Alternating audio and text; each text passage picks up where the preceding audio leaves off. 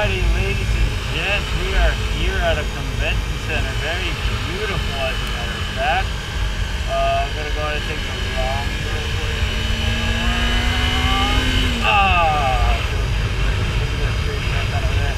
I'm gonna be looking for an empty part of the parking lot because today we're introducing Michelle. Here we go.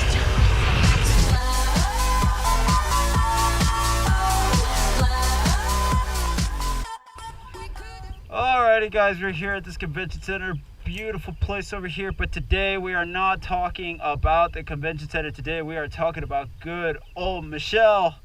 Otherwise, she is a 2015 Yamaha R3. I've been getting a lot of people asking me to make a video on the motorcycle. I've had a lot of people asking me questions about it, so here it is.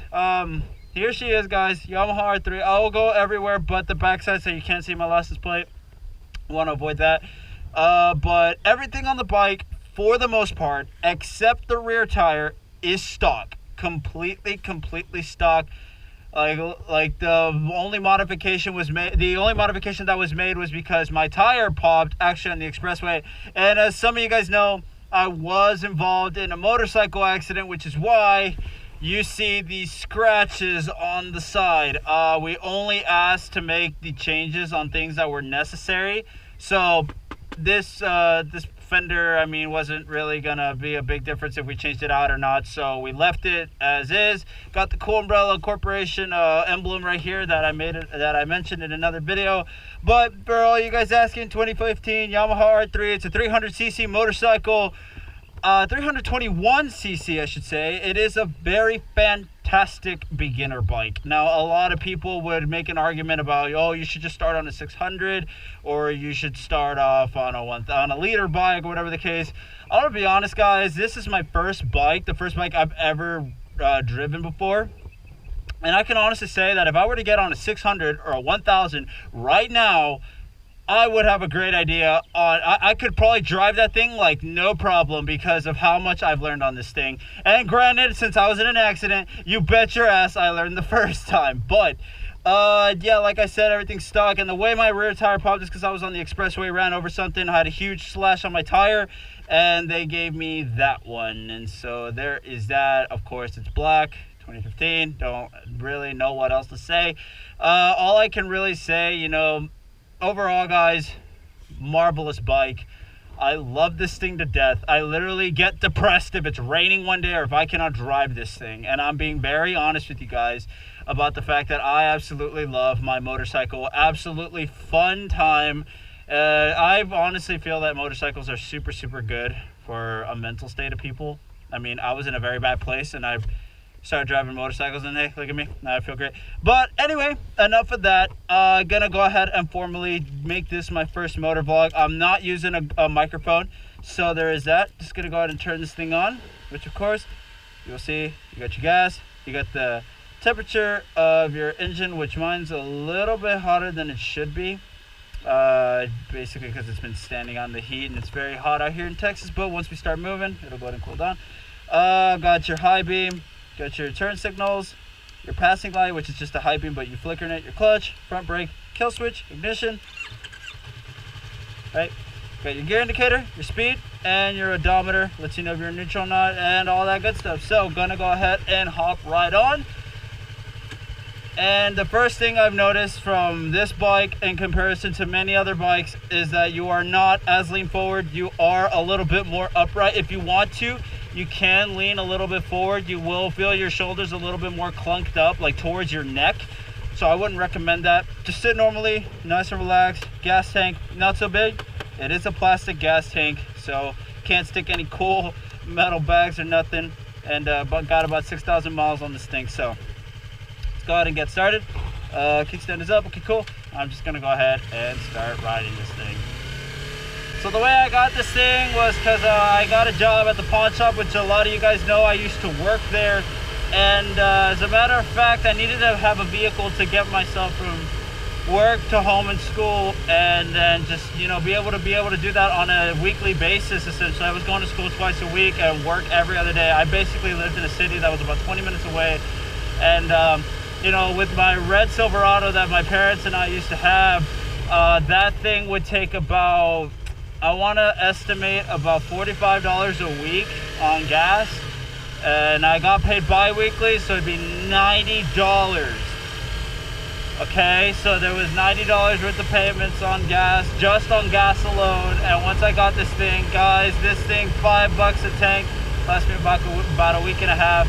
Absolutely amazing. I couldn't ask for anything else. This is so efficient for me being a college student and me working and everything. So this is the best thing that I could personally ask for. Like I said, you're a little bit upright. It's a 300cc bike. I don't know if this does not have ABS either. It does not have a lot of the cool electronics that, you know, today's bikes have. However, the one thing it does have is a little light indicator right there. So what that light indicator means is that once the bike, because like traditionally you would have to look, you know, you would have to look down to see before you hit red line, so you want to, if you wanted to take off on the bike, or you would go through sound. A lot of people that have way more experience just go through sound. It's not recommended that you look down, and because if you're already going so fast, like you want to look up, you want to know what your surroundings are all about. Well, watch, check it out. Let's say I wanted to go ahead and go in a straight shot. You will see the light turn on, which will let me know that I have to shift. Check it.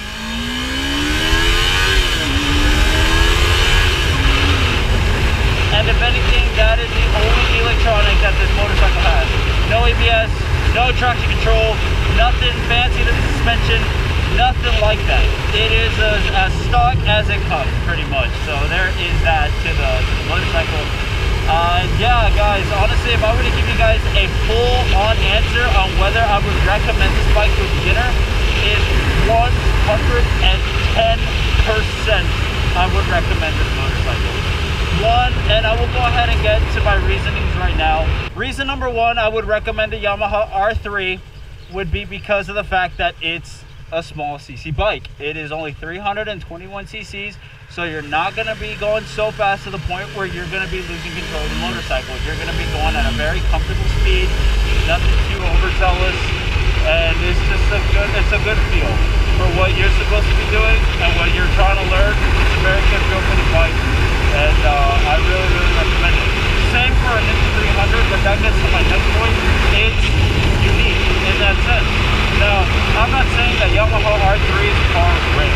I'm not saying I don't like Kawasaki, but from where I live and everything, well, for one, I will get to the point that the Kawasaki Ninja, the 300, the Ninja 300, that is actually $1,000 less than this motorcycle. Of course, that's expected because I think the Ninja's like a 290 or a flat 300cc bike. You are paying for 20 more cc's on this bike. I mean, I guess I personally don't think that makes it worth $1,000 more, but this is worth $1,000 more. It is a little bit of a bigger bike.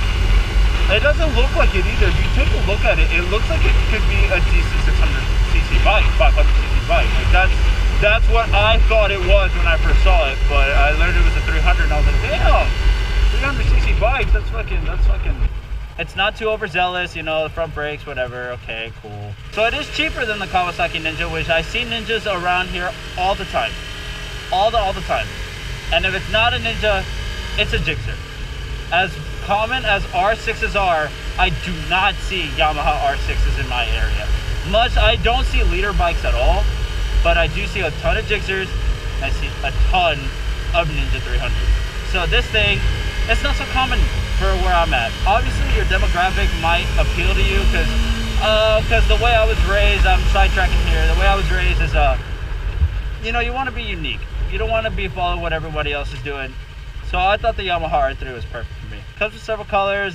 You know, this is the 2015 model. By now, they have made the 2017 model, which the 2017 model only has a couple more decals on the side, just a little bit more accents and everything. I'm not too sure if they added traction control. I know Yamaha mentioned that they were going to add traction control to the 2017 or the 2016. I don't remember, but I don't know if they fell through with that. So yeah, there is that.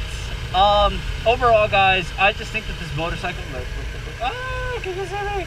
Can you see me? Yeah, you can. That's so awesome.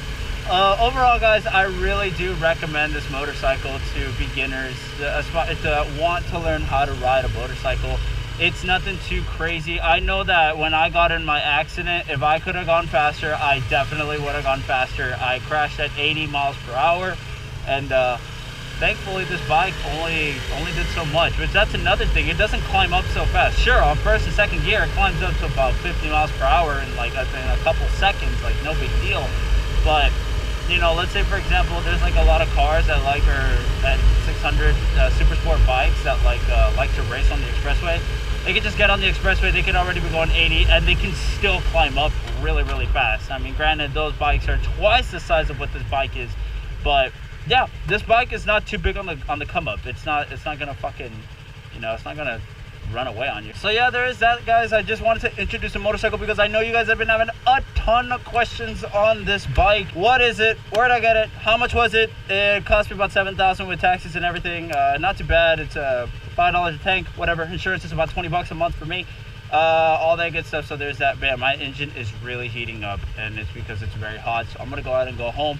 I'll go out and motorvlog the rest on my way home. So there is that, and it's not loud. Stock exhaust is very quiet. I'll be honest with you, very, very quiet. I mean, to someone who doesn't ride a motorcycle or nothing, it's gonna sound obnoxious and really loud. For some of you guys that are already motorists, it's yeah, you're puny.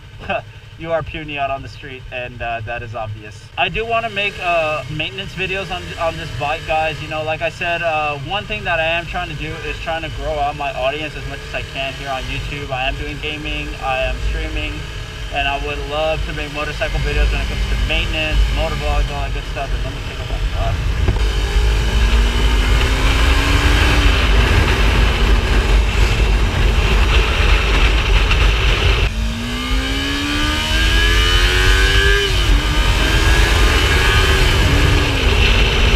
So yeah, that's basically it, guys. Hopefully you guys did enjoy the video. It is just a short little motor vlog, just explaining introducing Michelle, letting you guys what it is, letting you guys know what it is that I drive.